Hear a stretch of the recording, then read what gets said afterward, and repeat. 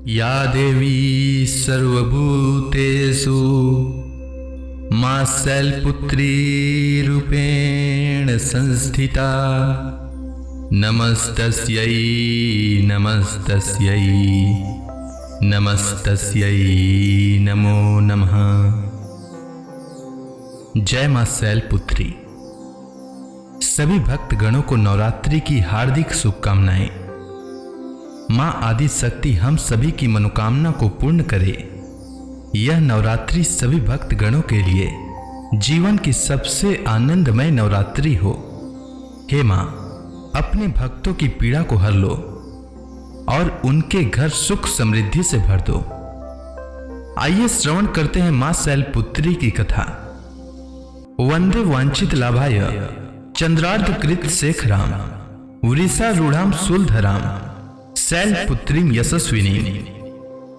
वृषभ स्थिता शैलपुत्री मां के दाहिने हाथ में त्रिशूल और बाएं हाथ में कमल पुष्प सुशोभित है।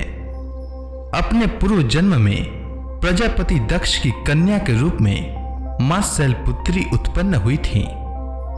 तब इनका नाम सती था। इनका विवाह भगवान शंकर जी से हुआ था। एक बार प्रजापति दक्ष ने एक बहुत बड़ा यज्ञ किया। इसमें उन्होंने सारे देवताओं को अपना अपना यज्ञ भाग प्राप्त करने के लिए निमंत्रित किया, किंतु शंकर जी को उन्होंने इस यज्ञ में निमंत्रित नहीं किया। सती ने जब सुना कि उनके पिता एक अत्यंत विशाल यज्ञ का अनुष्ठान कर रहे हैं, तब वहां जाने के लिए उनका मन विकल हो उठा। अपनी यह इच्छा उन्होंने शंकर जी को बताई। सारी बातों पर विचार करने के बाद भगवान शंकर ने कहा, प्रजापति दक्ष किसी कारणवश हमसे रुष्ट हैं। अपने यज्ञ में उन्होंने सारे देवताओं को निमंत्रित किया है, उनके यज्ञ भाग भी उन्हें समर्पित किए हैं, किंतु हमें जानबूझकर नहीं बुलाया है, कोई सूचना तक नहीं भेजी है। ऐसी स्थिति में तुम्हारा वहां जाना किसी प्रकार भी श्रेयस्कर नहीं होगा। भगवान शंकर के इस उपदेश से सती का प्रबोध नहीं हुआ। पिता का यज्ञ देखने वहां जाकर माता और अपने बहनों से मिलने की उनकी व्यग्रता किसी प्रकार भी कम न हो सकी। उनका प्रबल आग्रह देखकर भगवान शंकर जी ने उन्हें वहां जाने की अनुमति दे दी। सती ने पिता के घर पहुंचकर देखा कि कोई भी उनसे आदर और प्रेम के साथ बातचीत नहीं कर रहा था। सारे लोग मुंह फेरे हुए थे। केवल उनकी माता ने उन्हें स्नेह से गले लगाया। बहनों की बातों में व्यंग और उपहास के भाव भरे हुए थे। परिजनों के इस व्यवहार से उनके मन को बहुत क्लेश पहुंचा। उन्होंने यह भी देखा कि वहां चतुर्दिक भगवान शंकर जी के प्रति तिरस्कार का भाव भरा हुआ था और दक्ष ने उनके प्रति कुछ अपमानजनक वचन भी कहे। यह सब देखकर सती का हृदय शोक, गलानी और क्रोध से संतप्त हो उठा। उन्होंने सोचा, भगवान शंकर जी की बात न मान, यहां आकर मैंने बहुत बड़ी गलती की है। वे अपने पति भगवान शंकर जी के इस अपमान को सह न सकी। उन्होंने अपने उस रूप को तत्क्षण वहीं योगाग्नि द्वारा जलाकर भस्म कर दिया। वज्रपात के समान इस दारुण दुखद घटना को सुनकर शंकर जी ने क्रोध होकर अपने गणों को भेजकर दक्ष के इस यज्ञ का पूर्णतः विध्वंस करा दिया। सती ने योगाग्नि द्वारा अपने शरीर को भस्म कर अगले जन्म में शैलराज हिमालय की पुत्री के रूप में जन्म लिया। इस बार वह शैलपुत्री नाम से विख्यात हुई और पार्वती तथा हेमवती यह भी उन्हीं के नाम हैं। उपनिषद की एक कथा के अनुसार इन्हीं ने हेमवती स्वरूप में देवताओं का गर्व भंजन किया था। शैलपुत्री देवी का विवाह भी शंकर जी से ही हुआ था। पूर्व जन्म की भांति इस जन्म में भी वे शंकर जी की ही अर्धांगिनी बनी।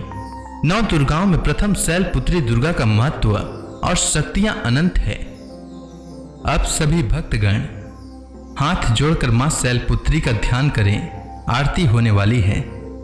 शैलपुत्री माँ बैलसवार करे देवता जय जयकार। शैलपुत्री माँ बैलसवार करे देवता जय जयकार। शिव शंकर की प्रिय भवानी तेरी महिमा किसी ने न जानी। पार्वती तू माँ कहलावे जो तुझे सुमिरे सो सुख पावे। शैलपुत्री माँ बैल सवार करे देवता जय जयकार। रिद्धि सिद्धि परवान करे तू, दया करे धनवान करे तू। सोमवार को शिव संग प्यारी, आरती जिसने तेरी उतारी। शैलपुत्री माँ बैल सवार करे देवता जय जयकार। उसकी सगरी आस पुजा दो, सगर दुख तकलीफ मिटा दो। घी का सुंदर दीप जला के, गोलागरी का भोग लगा के।